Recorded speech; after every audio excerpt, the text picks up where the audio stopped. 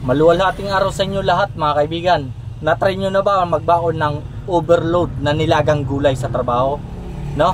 Ito pala ang inyong lingkod, OFW sa Pinas, si Mark ang nagtitipid na manggagawa dito sa Pinas. No? Pasimple-simple lang tayo sa trabaho mga kaibigan. At 456 lang ang sahod natin kada araw. Kaya palagi tayong nagtitipid kagaya ngayon. Kaya tara, samahan nyo na lang kumain. No? Bawi na lang tayo sa pagkain mga kaibigan. No? Healthy foods ito.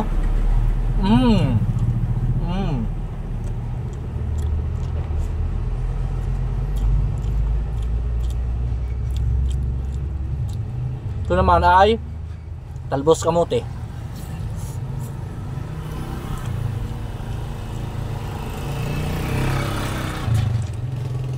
Talong.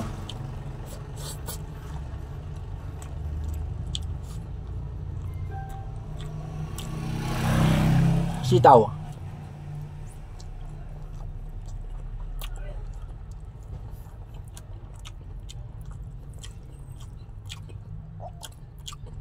Pichay.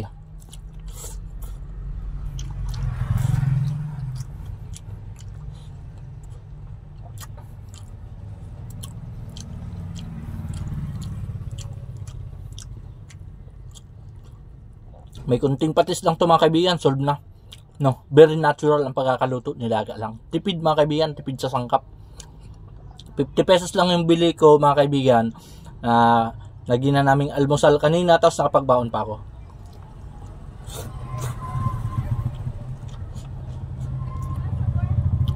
Pero itong talbos kamote, kinuha ko lang doon sa kapitbahay mga kaibigan, humingi ako.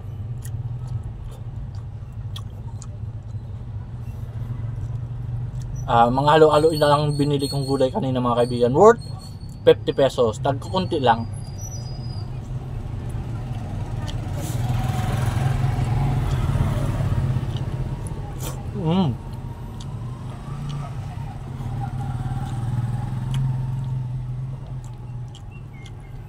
Dami.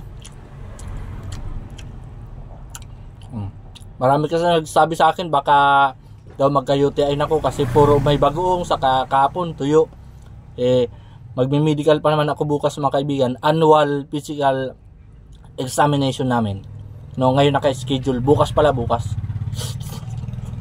Kaya dapat healthy foods tayo, gulay. Oh.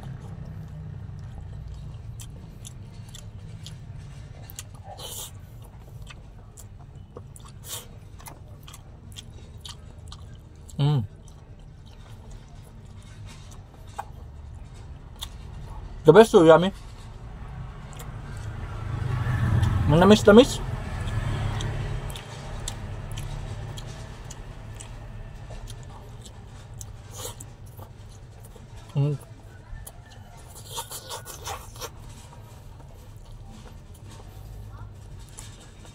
The best ako dito mga kaibigan, okra.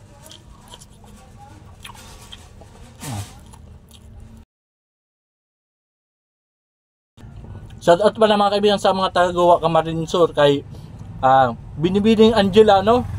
Vlogger dito sa at sa lahat ng mga vlogger na Bicol, mga vlogger na mga taga Bicol, no?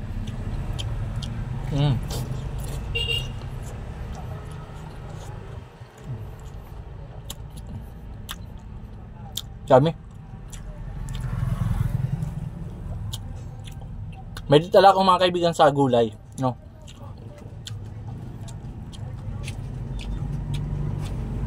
Pwede. May mga kasama tayo mga kaibigan. Pero mabilis lang kumain.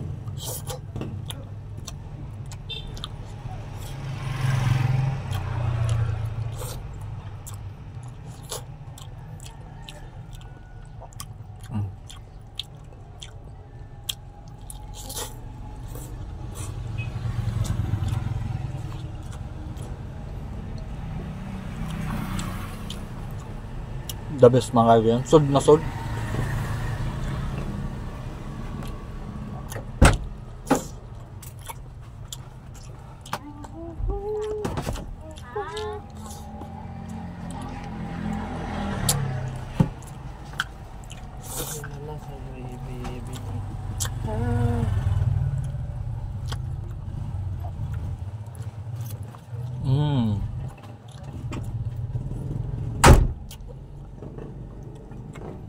The best.